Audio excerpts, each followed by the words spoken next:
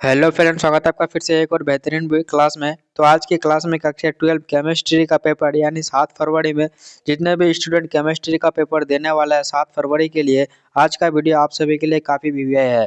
क्योंकि आज हम आप सभी के लिए ऐसा क्वेश्चन लेके आ गए हैं जो कि बहुत ही वीवीआई रहने वाला है। इसलिए आपको आज इसके वीडियो को अच्छे से देखना है और समझना है।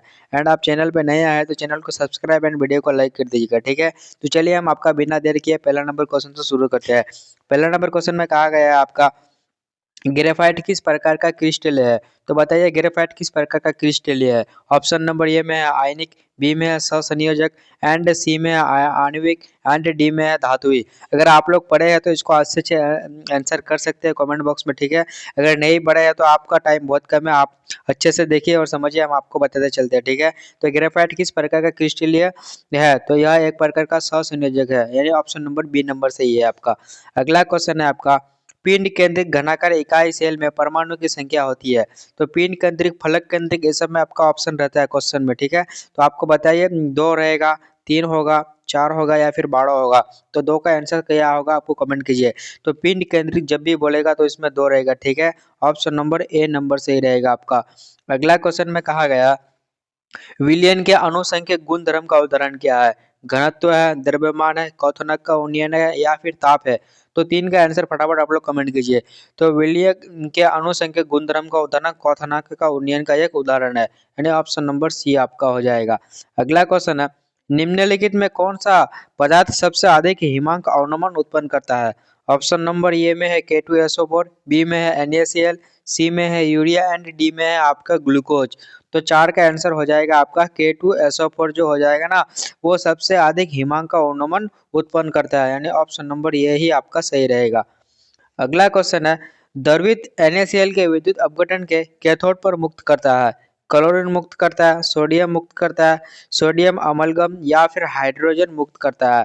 तो इसमें आपका एक ही मुक्त करता है, सोडियम, जिसका होता है आपका Na+, यानी ऑप्शन नंबर बी नंबर आपका सही रहेगा, ठीक है। अगला क्वेश्चन में आपका कहा गया, एक इलेक्ट्रोड का मानक ऑक्सीकरण विभव प्लस 7.6 वोल्ट है, तो इसका मानक अवकरण विभव क्या होगा। देखिए आपको इसका फॉर्मूला होता है, एक फॉर्मूला से अगर आप लगाइएगा तो -7.6 वोल्ट निकल के आ जाएगा। ऑप्शन नंबर सी आपका सही रहेगा। अगला क्वेश्चन है आपका, चीनी के प्रतिलोपन को ग्लूकोज एवं फ्रुक्टोज बनने की अभिक्रिया को निम्न में किस प्रकार से दर्शाया जाता है। देखिए इसमें से आपको सूत्र दिया गया है, इसमें सूत्र दिया हुआ है आपका C12H22O11 प्लस H2O, ठीक है। हाइड्रोजन से मिलकर क्या बनाएगा, C6H12O6 प्लस C6H12O6, यह अभिक्रिया है, द्वितीय कोटि की अभिक्रिया है, एक आणविक अभिक्रिया है, छद्म प्रथम कोटि की, या फिर इनमें से कोई नहीं। तो इसमें आपको कहा गया प्रथम कोटि की अभिक्रिया, छद्म प्रथम कोटि की अभिक्रिया, यह रासायनिक विधि, ठीक है। ऑप्शन नंबर सी आपका सही रहेगा। अगला क्वेश्चन है आपका, किसी अभिक्रिया का वेग निम्नलिखित किस प्रकार से व्यक्त होता है। देखिए इसमें से आपको इस प्रकार की अभिक्रिया कोटि होगी, एक होगा, दो होगा। अगर आपको अभिक्रिया की कोटि पता नहीं है तो आपको सबसे पहले अभिक्रिया की कोटि को पता करना होगा, ठीक है। अभिक्रिया की कोटि, एंड इसमें से आपका रहेगा आपका ऑप्शन नंबर, देखिए पावर में 2 है एंड ऊपर में एक छुपा हुआ रहता है, तो 2 + 1 मिलकर बनाएगा 3 बनाएगा, ठीक है। तो यही हो गया आपका अभिक्रिया की कोटि, यानी ऑप्शन नंबर बी सही होगा। अगला क्वेश्चन है आपका, विद्युत क्षेत्र के प्रभाव से कोलाइड कोनों का गमन कहलाता है। देखिए ये सब क्वेश्चन आपको 2 नंबर में भी देखने को मिल सकता है, तो आपको 2 नंबर में अगर रहेगा तो 2-4 लाइन और बढ़ा के लिख दीजिएगा, विद्युत क्षेत्र का सूत्र भी लिख दीजिएगा, आपको आंसर मिल जाएगा। क्या होगा इसमें, ऑप्शन नंबर ए में है अपवहन, बी में है टिंडल प्रभाव, सी में है पायास, एंड डी में है विद्युत कण संचलन। तो इसका आंसर बताइए क्या होगा। तो इसका आंसर होगा विद्युत कण संचलन, आपका सही रहेगा, ऑप्शन नंबर डी। अगला क्वेश्चन है आपका, वह प्राकृतिक पदार्थ जिससे धातु का निष्कर्षण फायदेमंद होता है उसको क्या कहलाता है। फायदेमंद जब भी रहेगा क्या कहलाएगा, अयस्क कहलाएगा, खनिज कहलाएगा, धातुमल कहलाएगा, गैंग कहलाएगा। तो उसको अयस्क कहलाता है, अयस्क यानी और कहलाता है जिसको, ऑप्शन नंबर ए आपका सही रहेगा। अगला क्वेश्चन है, साइनाइड विधि द्वारा प्राप्त किया जाता है। साइनाइड विधि द्वारा कैसे प्राप्त किया जाता है, क्रोमियम प्राप्त किया जाता है, कॉपर प्राप्त किया जाता है, या फिर ऑप्शन नंबर सी में है आपका सिल्वर, एंड डी में है एल्युमिनियम। तो बताइए साइनाइड विधि द्वारा क्या प्राप्त किया जाता है। तो इसका ऑप्शन होगा आपका ऑप्शन नंबर सी नंबर, यानी सिल्वर प्राप्त किया जाता है साइनाइड विधि द्वारा, सिल्वर, ऑप्शन नंबर सी से ही होगा। अगला क्वेश्चन है, निम्नलिखित में कौन हाइड्रोजन बंध नहीं बनाता है? हाइड्रोजन बंध कौन नहीं बनाते हैं? NH3 ये तो बनाता है, H2O भी बनाता है, HCl या फिर HF, दोनों में से आपको इसका आंसर बताना होगा। तो इसमें से अगर नहीं बनाएगा तो HCl हाइड्रोजन बॉन्ड बनाएगा नहीं, क्योंकि यह एक यौगिक अम्ल है। अगला क्वेश्चन है आपका, S8 में सल्फर की ऑक्सीकरण संख्या कितना होगा? तो बताइए इसमें कितना होगा? +2 होगा, +8 होगा, +4 होगा या फिर शून्य होगा? तो इसका S8 में कहा गया आपका, तो इसका शून्य होगा, ऑप्शन नंबर डी सही होगा। अगला क्वेश्चन है, निम्नलिखित यौगिक में सबसे प्रबल अम्ल कौन सा है? HCl है, HF है, HBr है या फिर HI है? तो 14 का आंसर आपका कमेंट कीजिए। तो इसमें हो जाएगा hydrogen iodide, option number D सही होगा। अगला क्वेश्चन है आपका, गोताखोरी में शोषण हेतु यंत्रों में किन गैसों का मिश्रण प्रयुक्त होता है? Nitrogen plus oxygen plus krypton, neon plus oxygen plus krypton या helium plus oxygen plus nitrogen या krypton plus oxygen plus neon का उपयोग किया जाता है? तो 15 का आपका क्या जाएगा?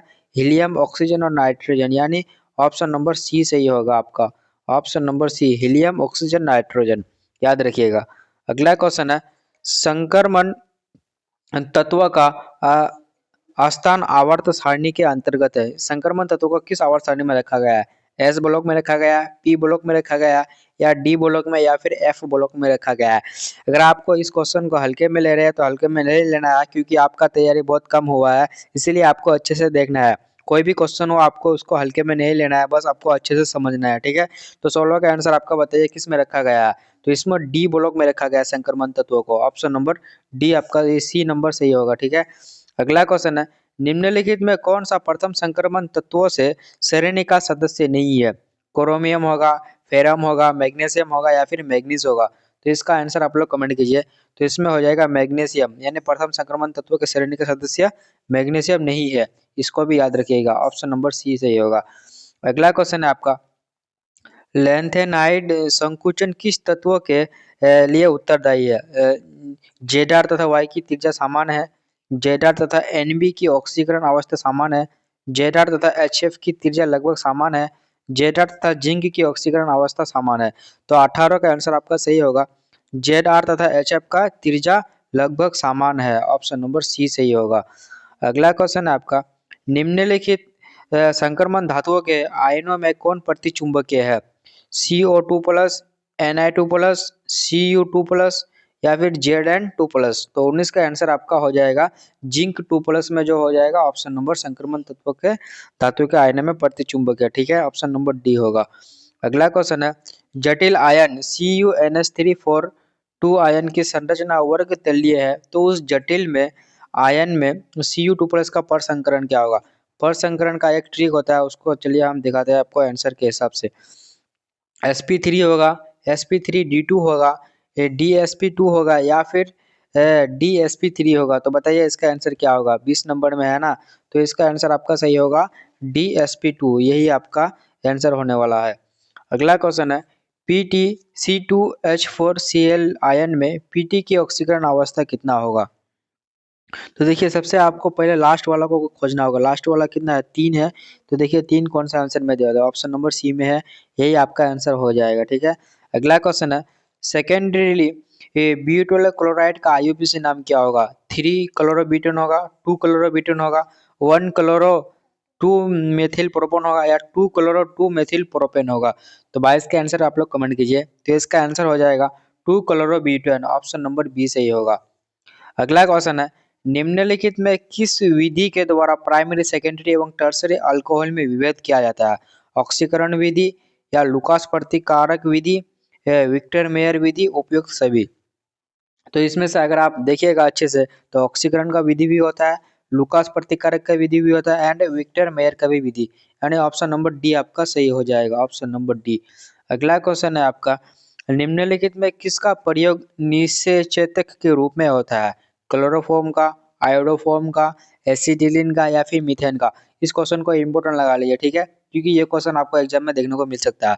तो 24 का आंसर आपका सही होने वाला है, क्लोरोफॉर्म में रखा था, ऑप्शन नंबर ये सही होगा आपका। अगला क्वेश्चन है, कैल्शियम एसीटेट को गर्म करने पर कौन सा गैस प्राप्त होता है? कैल्शियम एसीटेट को जब गर्म कीजिएगा तो क्या बनेगा? एथिल एसीटेट बनेगा या फिर फॉर्मल्डिहाइड बनेगा, एसीटोन बनेगा या फिर एसीटल्डिहाइड बनाएगा। तो 25 का आंसर आप लोग कमेंट कीजिए इसमें क्या बनने वाला है। तो आप जब भी इस दोनों को गर्म कीजिएगा तो इसमें से एक ही आंसर बनेगा कि एसीटोन बनेगा, ठीक है। ऑप्शन नंबर सी सही होगा। अगला क्वेश्चन है, एल्कोहल में कौन सा क्रियाशील समूह रहता है? बॉन्ड OH रहता है या फिर बॉन्ड CHO या फिर बॉन्ड COO रहता है या फिर बॉन्ड NH2 रहता है। तो अगर आप पढ़े अच्छे से तो इसमें OH रहेगा, ठीक है। अल्कोहल में लास्ट में OH रहता है। ऑप्शन नंबर ए आपका सही होगा, ठीक है। अगला क्वेश्चन है आपका, निम्नलिखित में कौन एल्डिहाइड और कीटोन में विभेद करता है? फेलिंग विलयन करता है, कास्टिक सोडा, ग्रिगनाइट अभिकर्मक या इनमें से कोई नहीं। तो आपका 27 का आंसर सही होने वाला ऑप्शन नंबर ए फेलिंग विलियन। ऑप्शन नंबर ए आपका सही रहेगा, ठीक है। अगला क्वेश्चन है, प्राइमरी एमीन का क्रियाशील मूलक कौन है?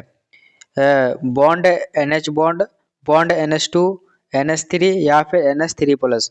तो 28 का आंसर आपका हो जाएगा bond NH2। Option number B सही होगा। अगला क्वेश्चन है, तनु एवं अल्प क्षारीय KMnO4 के घोल को कहा जाता है? फेंटोन अभिकर्मक, लुकास अभिकर्मक, वेयर अभिकर्मक या फिर तोलन का अभिकर्मक कहलाता है। तो इसका आंसर हो जाएगा वेयर अभिकर्मक। ऑप्शन नंबर सी सही होगा। अगला क्वेश्चन है आपका, फिनोल को जस्ता के चूर्ण के साथ उबालने पर कौन क्या बनता है? नाइट्रोबेंजीन बनता है, एनिलीन बनता है, बेंजीन बनता है या फिर जिंक फिनो ऑक्साइड बनता है। तो 30 का आंसर आपका सही होगा बेंजीन। ऑप्शन नंबर सी सही होगा, ठीक है। अगला क्वेश्चन है, कार्बोक्सिलिक अम्ल का क्रियाशील समूह क्या होता है? तो कार्बोक्सिलिक अम्ल का क्या होता है? बॉन्ड CHO होता है या फिर बॉन्ड CO या फिर बॉन्ड COOH या फिर OH होता है। तो इसका आंसर होगा कार्बोक्सिलिक अम्ल, इसलिए इसका नाम भी बड़ा है, इसका बॉन्ड भी बड़ा है। बॉन्ड बॉन्ड COOH है कार्बोक्सिलिक समूह का, ठीक है। एंड ओनली OH अगर आपको बोलेगा तो ये अलग का हो जाएगा, ठीक है। अगला क्वेश्चन है, एक कार्बनिक यौगिक की अभिक्रिया NaHCO3 के संतृप्त जलीय विलयन से कराने पर फदाहट होती है, तो वो कौन सा यौगिक है? एल्केन होगा, एल्किन होगा, एसिटिल अम्ल होगा या फिर एथिल अल्कोहल होगा। तो इसका आपका आंसर हो जाएगा एसिटिक अम्ल। ऑप्शन नंबर सी से ही होगा, ठीक है। देखिए ज़्यादातर आपको केमिस्ट्री में जहाँ डाउट रहता है, सबसे ज़्यादा बच्चे को डाउट रहता है ऑर्गेनिक केमिस्ट्री में, ठीक है। इसीलिए आपको ऑर्गेनिक केमिस्ट्री को अच्छा पकड़ बनाना होगा। ऑब्जेक्टिव एवं सब्जेक्टिव दोनों में आपको ऑर्गेनिक केमिस्ट्री में मजबूत रहना होगा, ठीक है। तभी आप अच्छे से स्कोर कर सकते हैं, नहीं तो आपका स्कोर गिर जाएगा, ठीक है।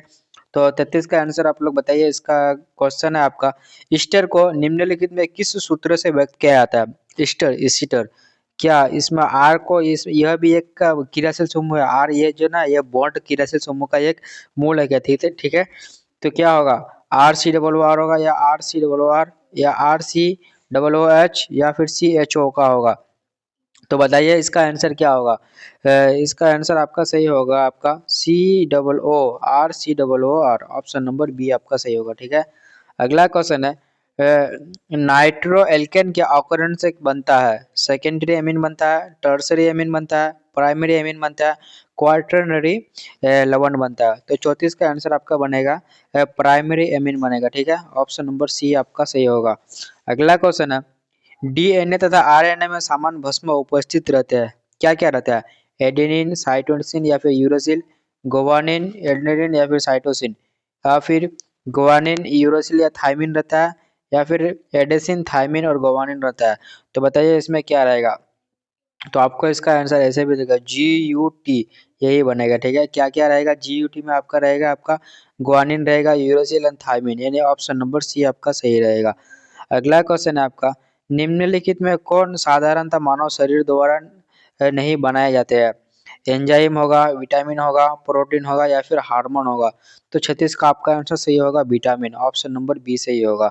अगला क्वेश्चन है, निम्नलिखित में किस बहुलक में एमाइड बंद होता है? नायलॉन 66 में, ट्रेलिन में, टेफ्लॉन में या फिर बेकलाइट में। तो 37 का आंसर आपका सही होगा नायलॉन 66। ऑप्शन नंबर ए आपका सही होगा। अगला क्वेश्चन है, ओलोरोन का एक बहुलक है, क्या होगा? टेट्राफ्लोरोन एथेन का, एकिलोरोनाइन एल का या फिर एथेनोइक अम्ल का या फिर बेंजीन का। तो इसका आपका हो जाएगा आपका एक्रोलेनिन का। ऑप्शन नंबर बी सही होगा। अगला क्वेश्चन है आपका, निम्नलिखित में कौन कृत्रिम मीठा अभिकर्ता है? तो सेक्रिन है या फिर एस्पार्टेरम टेम है, सोडियम साइक्लोमेट है या फिर इनमें से सभी। तो आपको आंसर में ऑल ऑफ दिस देखने को मिलेगा, इसीलिए आपका आंसर ये भी होगा, ये भी होगा, ये भी होगा, यानी डी नंबर आपका सही होगा। अगला क्वेश्चन है निम्नलिखित में कौन सी दवा बुखार में कम करता है? एनाल्जेसिक कम करता है, एंटीबायोटिक, एंटीपायरेटिक या फिर उपाशमक। तो बताइए कौन सा आपको देखने को मिल सकता है? तो इसका आंसर होगा आपका एंटीपायरेटिक, ऑप्शन नंबर सी आपका सही होगा। ठीक है, अगला क्वेश्चन है निम्नलिखित में कौन द्वितीयक सेल है? Leclanche cell, lead storage battery, साधारण सेल या फिर इनमें से सभी। तो इसका आंसर हो जाएगा आपका लेड स्टोरेज बैटरी, यानी ऑप्शन नंबर बी आपका सही रहेगा। ठीक है, अगला क्वेश्चन है आपका अधिशोषण की प्रक्रिया होती है, उष्माशोषी होती है, पृष्ठीय घटना, ऑक्सीकरण या फिर अवकरण। तो 42 का आंसर आपका हो जाएगा पृष्ठीय घटना, ऑप्शन नंबर बी सही होगा। अगला क्वेश्चन है आपका निम्नलिखित में सबसे प्रबल अम्ल कौन है? सबसे प्रबल अम्ल अगर आप देखिएगा तो COOH क्रियाशील समूह में होगा, Cl3CCOOH, यानी ऑप्शन नंबर डी आपका सही होगा। अगला क्वेश्चन है निम्नलिखित में ट्राइमसरी एमीन कौन सा है? तो इसका आपका आंसर होगा ऑप्शन नंबर सी होगा, CH3 बॉन्ड इसमें भी जाएगा, इसमें भी जाएगा। देखिए यही सबसे आपका ट्राइमसरी एमीन में रखा गया है। अगला है आरएनए में पाया जाने वाला प्यूरिन भस्म कौन सा है? आरएनए में कौन सा पाया जाता है? गुआनिन पाया जाता है, थायमिन पाया जाता है, साइटोसिन पाया जाता है या फिर यूरासिल पाया जाता है। तो इसमें पाया जाएगा आपका गुआनिन पाया जाता है आरएनए में। ठीक है, ऑप्शन नंबर ए सही होगा आपका, ऑप्शन नंबर ए सही होगा। अगला क्वेश्चन है आपका टेफ्लॉन, पॉलीस्टाइन तथा नियोप्रीन सभी है, सहबोलक होगा, संगनन बहुलक होगा, समबहुलक होगा या फिर एकलक होगा। तो इसका आंसर आपका हो जाएगा समबहुलक, ऑप्शन नंबर सी आपका सही होगा, होमोपैलियम है। ठीक है, अगला क्वेश्चन है दर्द निवारक की दवा कहलाती है, उसमें आपका था कि बुखार में कौन सा एंटीजन काम करता है। ठीक है, इसमें दर्द निवारक की कौन सी दवाई कहलाती है? एंटीबायोटिक, एनाल्जेसिक, उपासक। उसमें बुखार था, इसमें दर्द है। ठीक है, तो दोनों का आप एक मत समझ लीजिएगा, दोनों अलग अलग डिफरेंस का क्वेश्चन है। तो इसमें आपका एनाल्जेसिक होगा। ठीक है, अगर आपको यही पे बुखार का बोल दिया तो एंटीबायोटिक, लेकिन यहाँ पे दर्द का बोला है इसीलिए आपको एनाल्जेसिक मानना होगा, ऑप्शन नंबर बी आपका सही होगा। अगला क्वेश्चन है आपका निम्न में किसमें फ्रेंकेल दोष है? सोडियम क्लोराइड में, ग्रेफाइट में, डायमंड में या फिर सिल्वर ब्रोमाइड में। तो आपका आंसर हो जाएगा सिल्वर ब्रोमाइड में, ऑप्शन नंबर डी होगा। अगला क्वेश्चन है वायुमंडलीय दाब पर निम्नलिखित में किसका क्वथनांक सबसे उच्च या फिर अधिक होता है? इस टाइप का आपका क्वेश्चन रहने को मिलेगा। 0.1 m NaCl या 0.1 सुक्रोज, एंड सी में है आपका 0.1 mm BaCl2, 0.1 C6H6 दिया। तो इसका आंसर बताइए क्या होगा? तो इसमें आपका आंसर 0.1 BaCl2 में सबसे ज्यादा अधिक होता है। ठीक है, बॉइलिंग पॉइंट। अगला क्वेश्चन है सोडियम क्लोराइड के जलीय घोल का विद्युत विच्छेदन करने पर धनोद एवं ऋणोद पर प्राप्त प्रतिफल है। तो धनोद और ऋणोद में क्या बनता है? तो इसमें ऑक्सीजन और हाइड्रोजन बनेगा, ऑप्शन नंबर डी। अगला क्वेश्चन है आपका जल में हाइड्रोजन प्लस क्लोरीन प्लस ये और ये मिलकर बनाएगा 2HCl। तो यह कौन सी अभिक्रिया की कोटि है? तो बताइए इसमें कौन सा अभिक्रिया की कोटि होगा? 3 बनेगा, 2 बनेगा, ये 2 बनेगा या फिर 0 बनेगा? तो देखिए 2 में से टूट के 1 बना, तो इसीलिए इसका आंसर 1 होगा, यानी प्रथम कोटि की अभिक्रिया। ठीक है, अगला क्वेश्चन है किसी गैस के ठोस सतह पर अधिशोषण की मात्रा निर्भर करती है। ऑप्शन देखिए क्या क्या है? गैस के ताप पर, गैस के दाब पर, गैस की प्रकृति पर, उपयुक्त सभी। तो इसका आंसर बताइए किसमें निर्भर करेगा? तो इसमें उपयुक्त सभी पर निर्भर करेगा, यानी गैस के ताप पर भी करता है, गैस के दाब पर भी, एंड गैस की प्रकृति पर। ऑप्शन नंबर डी आपका सही होगा। अगला क्वेश्चन है कच्चा लोहा में अशुद्ध के रूप में कौन सा तत्व अत्यधिक मात्रा में उपस्थित रहता है? फास्फोरस, मैग्नीज, कार्बन या फिर सिलिकॉन। तो आपका इसका आंसर हो जाएगा कार्बन, ऑप्शन नंबर सी आपका सही होगा।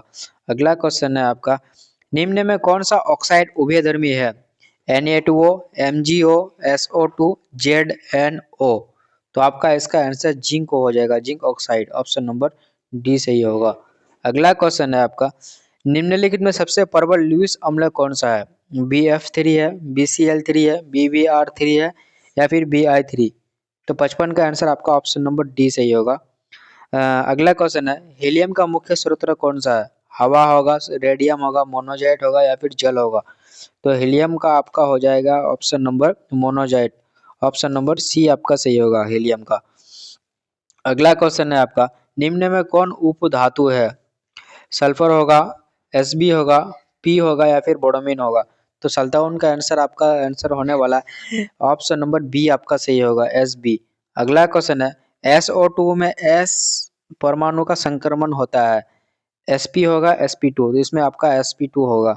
अगला क्वेश्चन है, H3PO3 एक भाषिक अम्ल है, द्विभाषिक अम्ल है, त्रिभाषिक अम्ल है, इनमें से कोई नहीं? तो इसका आंसर आपका हो जाएगा द्विभाषिक अम्ल ऑप्शन नंबर सी, क्योंकि यहाँ पे अगर आप चार PO3 में अगर चार रहता है तो वह त्रिभाषिक अम्ल हो जाता, O3 में तीन है इसीलिए यह द्विभाषिक अम्ल होगा ऑप्शन नंबर बी। अगला है, मर्क्यूरस आयन का सूत्र कौन सा है? तो मर्क्यूरस आयन का सूत्र क्या होगा? Hg प्लस होगा, Hg2 2 प्लस होगा, Hg2 प्लस होगा या फिर इनमें से कोई नहीं? तो इसका आंसर होगा जाके आपका Hg2+2 ऑप्शन नंबर बी। अगला क्वेश्चन है, Au धातु की ऑक्सीकरण संख्या होती है, +1 होता है, +3 होता है, 1+3 दोनों होता है? तो इसमें से आपको 1+3 दोनों को देखने को मिलेगा, ऑप्शन नंबर सी सही होगा। अगला क्वेश्चन है आपका, K4FeCN6 में Fe का प्रसंस्करण कौन सा होगा? तो इसमें आपका D2sp3 होगा। अगला क्वेश्चन है, एथिल क्लोराइड में AgCN के साथ गर्म करने पर कौन सा प्राप्त होता है, क्या बनता है? इसमें से अगर आप गर्म कीजिएगा तो एथिल आइसोसाइनाइड बनेगा, ऑप्शन नंबर बी आपका सही होगा। अगला क्वेश्चन है आपका, एथिल अल्कोहल के साथ किस यौगिक की अभिक्रिया से एथिल ब्रोमाइड बनता है? तो इसमें से आपका KBr तथा साइनाइड H2 होपोसांद्र, ऑप्शन नंबर बी आपका सही होगा। अगला क्वेश्चन है आपका, सोडियम एथोक्साइड तथा ब्रोमोएथेन अभिक्रिया करके देता है methyl ethyl ether, dimethyl ether, diethyl ether या फिर प्रोपेन देता है? तो इसमें आपको देगा diethyl ether, option number D सही है, सी सही होगा। अगला क्वेश्चन है आपका, C4H10 में कितने सामने में ईथर प्रदर्शित है? तो वल्ली 3 है। अगला क्वेश्चन आपका, निम्नलिखित में यौगिक के में किस प्रकार का इलेक्ट्रोस्नेही द्वारा तुरंत आक्रमण होगा? तो 67 में होगा आपका फिनोल, ऑप्शन नंबर सी सही होगा। अगला क्वेश्चन है आपका, निम्नलिखित में किसका उपयोग फॉर्मेलिन के रूप में किया जाता है? तो फॉर्मेलिन के रूप में HCHO का उपयोग किया जाता है, ठीक है। अगला क्वेश्चन है, वह कार्बोक्सिलिक अम्ल जो टॉलरेंस अभिक्रिया को अवकृत करता है तो उसको आपको HCOOH कहलाएगा। अगला क्वेश्चन है आपका, क्लोरोल का सूत्र क्या होगा? तो क्लोरोल का सूत्र होगा CCl3CHO, ऑप्शन नंबर सी सही होगा। तो जैसे कि हमने 1 से लेकर 70 तक आपको ऑब्जेक्टिव करा दिया, ठीक है। अगर आपको इसका PDF चाहिए तो आपको इसका PDF टेलीग्राम लिंक में हम डाल देंगे, वहाँ पे टेलीग्राम लिंक में ऑलरेडी हम बहुत सारे PDF डाल दिए, ठीक है। टेलीग्राम लिंक में जाके आपको सर्च करना होगा EPC BOARD, EPC board 12 search कीजिएगा, वहाँ पर आपको इसका मेरा चैनल का लोगो देखने को मिलेगा, वहीं से आपको इसका PDF मिलने वाला है, ठीक है, बिल्कुल फ्री में। आपको इसका सब्जेक्टिव भी देखने को मिल सकता है। सब्जेक्टिव को मिलेगा, इकाई सेल से आप क्या समझते हैं, विद्युत रासायनिक सेल क्या है इसका उदाहरण से समझाइए, एंड लोहे में जंग लगने से विद्युत रासायनिक का उल्लेख करें, धातु के विद्युत शोधन की विधि का संशोधन करें।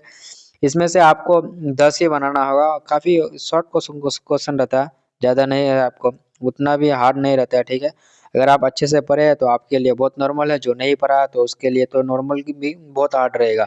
इसलिए आपको इसको अच्छे से पढ़ लेना है एंड एग्जाम में जाने से पहले अच्छे से पढ़ के जाना है, ठीक है। तो फिर मिलते हैं आपका नेक्स्ट क्लास में एंड बाय।